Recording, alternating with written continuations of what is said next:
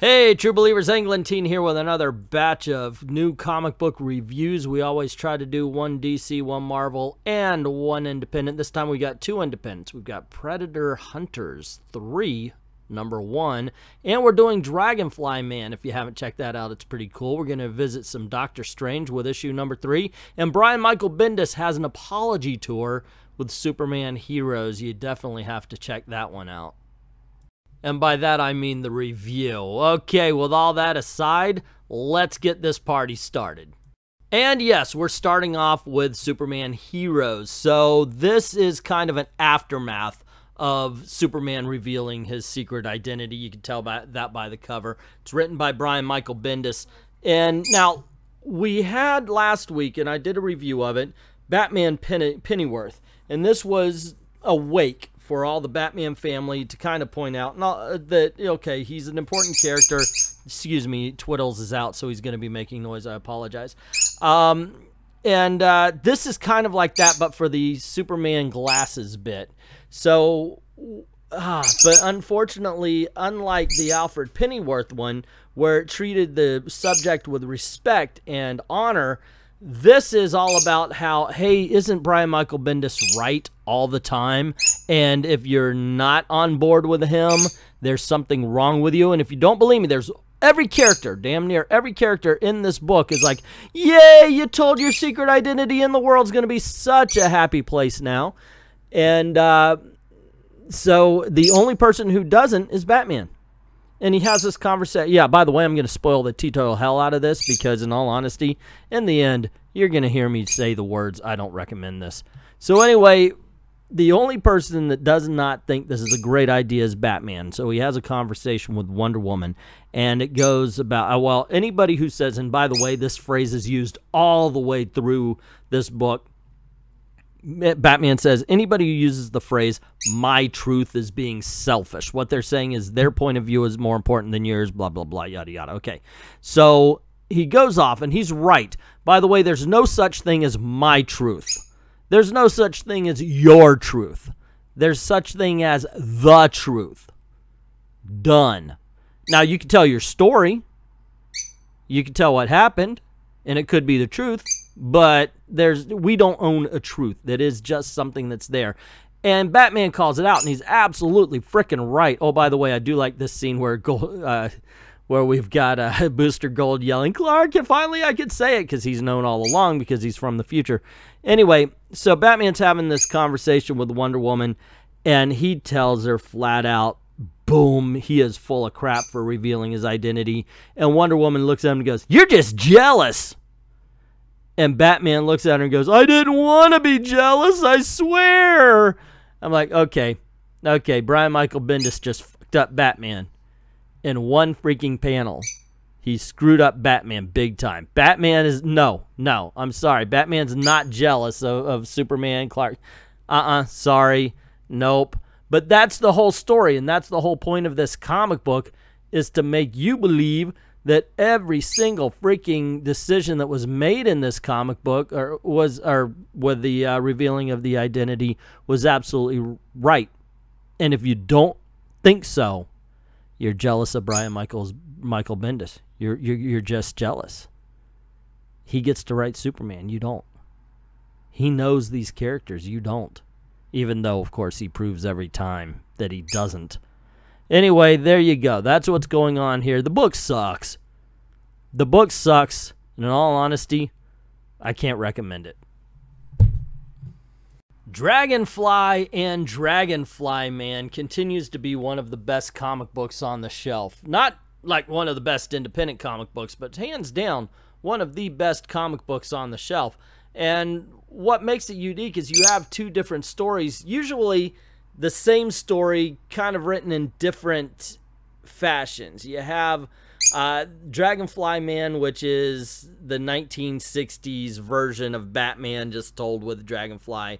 And then, of course, you've got the modern day story, which sometimes they mirror each other, and you're just getting more of an updated, gritty thing. Now, they don't mirror each other to the point where you're getting repetition and it's boring. By all means, it's furthest from boring that you're going to find. it's just clever. At times it's funny, and it ends up working as just kind of a little insight into the difference of comic books that we get now versus what we would get as when, well, us old farts anyway, were kids. More importantly, and this is really important, it is a fun book. And that's something I recommend people look for, you know? It's just entertaining. It's damn fun.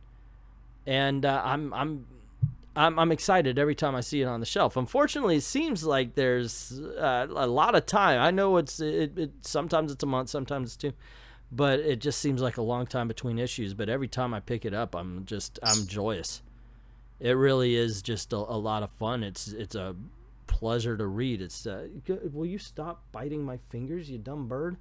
Anyway, I've got the bird on my finger and he's biting me. I'm trying to keep him away from the mic, and I think he's mad about that. He wants to be part of the show. What can I say? Anyway, if you haven't checked it out yet, do yourself a favor and check out Dragonfly and DragonFly Man. Next up, we're taking a look at Predator Hunters 3. I got to admit, I haven't read issues 1 and 2, and you know what? I gotta tell you, this is not good for new readers. As a matter of fact, it's not good. Well, okay, so I think that what we get in the first few pages is exposition, but it's being presented to us as if somebody is telling someone else the story, only it's very flowery prose and such like that. So it really does kind of come off as fake. And that's for most, like the first half of the book. I was like, oh my gosh, just get over it already. Sum up. You don't have to tell us everything. Just sum it up a little bit, okay? Let's keep it going. Moving along. Come on.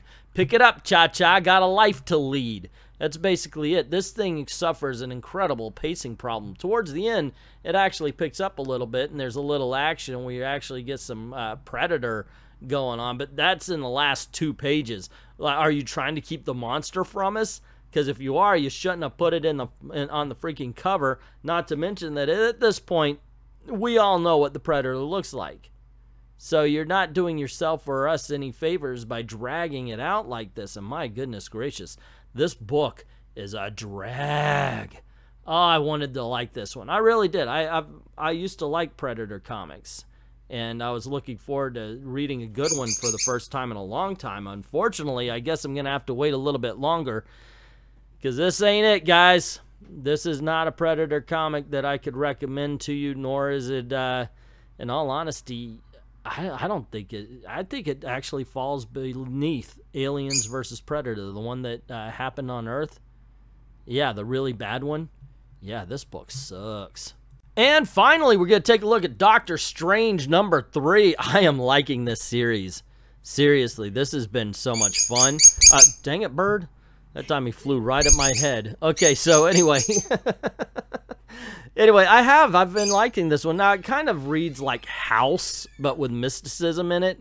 In this case, a guy is in the hospital, and his life is being drained away. And Doctor Strange doesn't know what to do about it. And turns out it's the tattoos. One of the tattoos on him is he's being possessed, is what Doctor Strange finds out.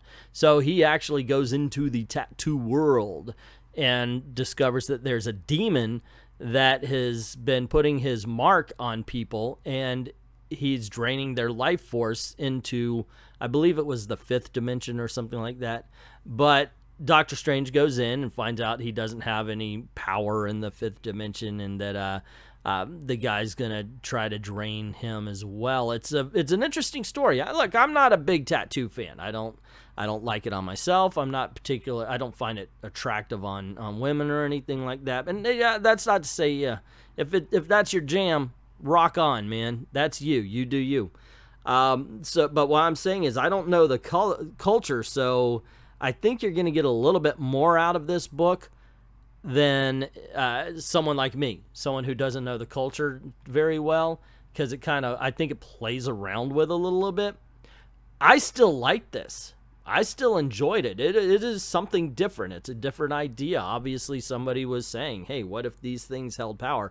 What if, and I think that's a great question. What if somebody chooses a tattoo, even if it's like a Tweety bird or something like that, because a demon made them think about that, and that was the doorway in. I mean, wouldn't you, if as a demon, want to make it something benign, something people would find enjoyable and want to put on their bodies in order to get people to put it on their bodies? That way you could control them because that's your insignia. That's a really good idea to explore. So when I heard that, at first I was like, oh, okay, tattoo story. I hope this isn't like Pearl. No, like I said, it's like House, but with mysticism, and it's pretty damn badass. And if I'm being honest, because I've started putting the covers in order from what I liked best to what I liked worst, Doctor Strange was the big winner, and then DragonFly Man, and I got to admit, I liked Heroes more than I liked Predator. So there you go. Still, I didn't like either Heroes or Predator. They just weren't my cup of tea. I don't recommend them. If you've read them and you think they're fine, by all means, let me know in the comments below. If you read any of these and you think I'm right, you think I'm wrong, tell me about it. I want to hear your experience with these books as well. So that's my opinion. What is yours? Let me know in the comments below. Don't forget to click like, share, subscribe, ring that notification bell if you haven't done it already, and make sure that your notifications are set on all for Google and YouTube. And if you don't mind, click on one of the videos that are popping up here. You may enjoy those reviews as well as this one. Don't forget to go on over to Patreon or to Ko-Fi, drop $1 in the till, helps keep the lights on, helps keep making videos for you. I'd like to thank everybody who's already done that. To everyone, all of the true believers out there, thank you very, very much for watching.